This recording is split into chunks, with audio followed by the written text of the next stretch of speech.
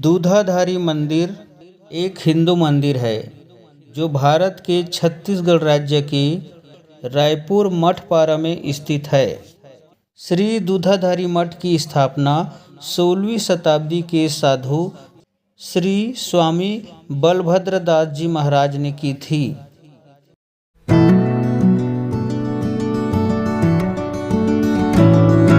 दूधाधारी मठ रायपुर छत्तीसगढ़ के प्रसिद्ध हिंदू धार्मिक स्थलों में से एक है। यह रायपुर का खासा आकर्षित करने वाला पर्यटन स्थल है। यह मठ अपनी शानदार स्थापत्य कला के लिए भी जाना जाता है।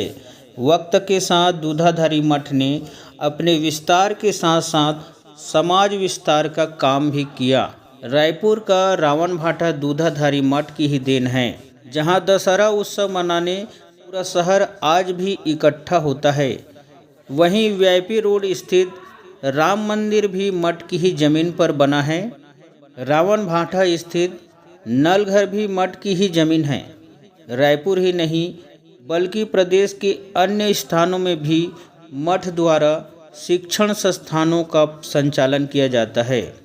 मंदिर की स्थापना महाराज वन तालाब के पास हरे भरे पेड़ों के बीच बलभद्र दास अपनी कुटिया में रहते थे।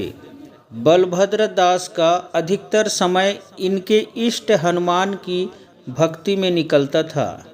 वे गाय के दूध से हनुमान का अभिषेक करते थे, उसी दूध का सेवन करते थे, अन्य कोई आहार नहीं था। मठ की स्थापना बलभद्र दास ने की थी। आसपास के लोगों ने देखा कि बलभद्र सिर्फ दूध का ही सेवन करते हैं। तब से उन्हें दूधाधारी के नाम से जाना जाने लगा और यहीं से मठ का नाम दूधाधारी मठ हो गया। मठ की सीढ़ियां चढ़ते ही सामने मोटे लोहे की सलाखों से बने मंदिर का मुख्य द्वार है, जिसके ऊपर लगे हुए सफ़ेद मार्बल में लिखा है श्री दूधाधारी मठ, स्थापना विक्रम संवत 1610 ईस्वी सन 1554। यह मठ भले ही ब्रिटिश काल के पहले स्थापित हुआ था, लेकिन आज दिखाई देने वाले मठ का निर्माण ब्रिटिश काल में हुआ था, जिससे मंदिर को बाहर से देखते ही मन में ब्रिटिश काल की झलक सामने आ जाती है। महंत वैष्णव दास।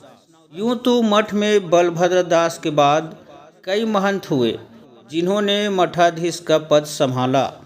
उन्हीं में से एक थे महंत वैष्णव दास। ऐसे महंत जो स्वतंत्रता की लड़ाई में जेल भी गए। उस समय ऐसा कोई भी निर्णय लेने से पहले मठ संगठन की सहमति लेना जरूरी माना जाता था।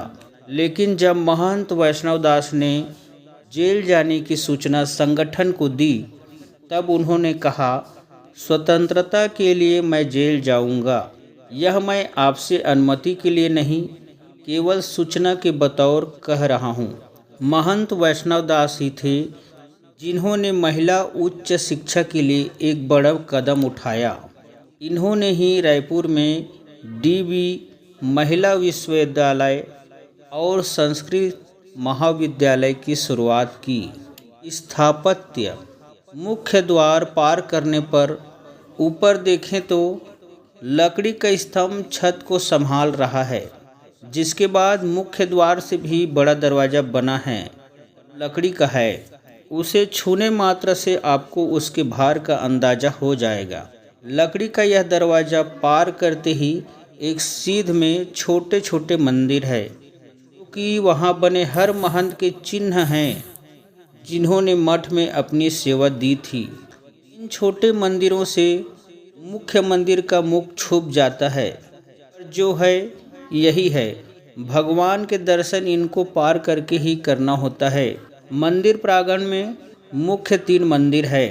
पहला सबसे बड़ा राम जानकी मंदिर, दूसरा उसके बाद श्री बालाजी मंदिर, और अंत में सबसे छोटा और सबसे मुख्य हनुमान मंदिर।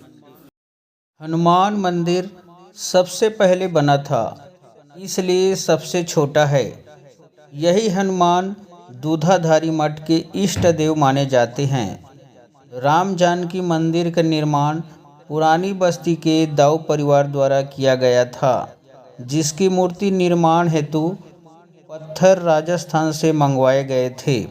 वहीं श्री बालाजी मंदिर का निर्माण नागपुर के भोंसले वंश द्वारा बताया जाता है।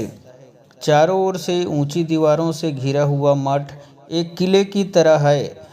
उन दीवारों के ऊपर जाने की सीढ़ियां भी है, जिसे देखकर ऐसा लगता है मानो पुराने समय में दीवारों के ऊपर से निगरानी की जाती हो। मठ की महत्ता को और बढ़ाते हुए मठ प्रांगण में पुराना कुआं भी मौजूद है, जिसका उपयोग आज भी किया जाता है। छात्रावास। इन सब के अलावा मठ में एक छात्रावास भी है, जहां विद्यार्थियों को रहने और खाने की सुविधा निःशुल्क दी जा रही है। मठ में सभी को मिलाकर 100 के करीब लोग रहते हैं। मठ की और खासियत यह है कि यहाँ 2 रसोई घर है, एक सीता और दूसरा अनुसुईया। सीता में सुबह का खाना बनता है, तो वहीं अनुसुईया में शाम का खाना बनता है। यहाँ आज भी पुराने बड़े बड़े चूल्हों में खाना पकाया जाता है। अब इतने लोगों को खाना रोज बनता है, तो ज़रूर खाने के सामान भी बहुत होंगे और उनको रखने के लिए अनाज घर भी चाहिए होगा, जिसके लिए मठ में अनाज भंडारण के लिए बहुत बड़ी जगह सुरक्षित है, जहां आज भी अनाज कूटने से लेकर पीसने तक की सारी पुरानी तकनीकें मौजूद है।